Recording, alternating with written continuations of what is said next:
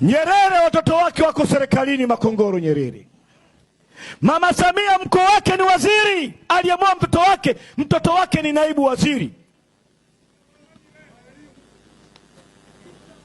Wasira mtoto wake juzi, wabunge wa Chama cha Mapinduzi wamepewa maelekezo wamchague kuwa mbunge wa Afrika Mashariki. Mtoto wa Wasira ni mbunge wa bunge la Afrika Mashariki. Mwinyi kule Zanzibar, ndugu zake wawili ni wabunge, yeye ni rais. Pinda mdogo wake ni mbunge. Wapo nimeandika hapa, wako wengi, nimeandika wachache. Kikwete mke wake tena asivyokuwa na aibu, alikuwa ni first lady kwa miaka 10. Amekaa Ikulu miaka 10 kama mwanamke wa kwanza nchi, first lady.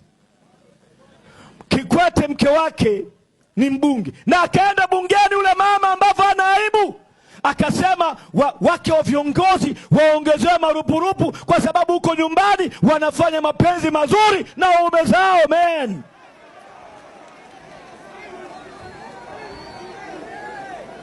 mapimbi hawa. Mtoto wa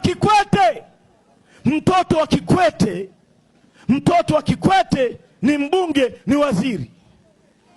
Kikwete amekuwa kama makamu wa rais nchi. Juzi kulikuwa na msiba wapi kule? Uapisho sio? Msiba Botswana. Unashangaa Kikwete anakwenda kama nani? Nchi na waziri mkuu wameteuana wao. Si hatumtambui. Huyu amekwenda kule. Kikwete anakwenda kwenye mashughuli za serikali, utafikiri rais aliyoko madarakani. Huyu Kikwete vipi? Ndugu zangu, Magufuli mtoto wake wamempa ubunge.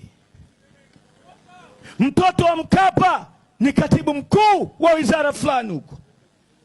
Ndio sababu hawataki kuongea habari ya haki. Haki ikiongelewa utaondoa kitu kinaitwa nepotism. Ndio sababu wao amani kwao ni nyie muuawe kwa gharama yoyote, lakini wao wawepo madarakani kwa sababu nchi hii wanafikiri ni duka la baba yao.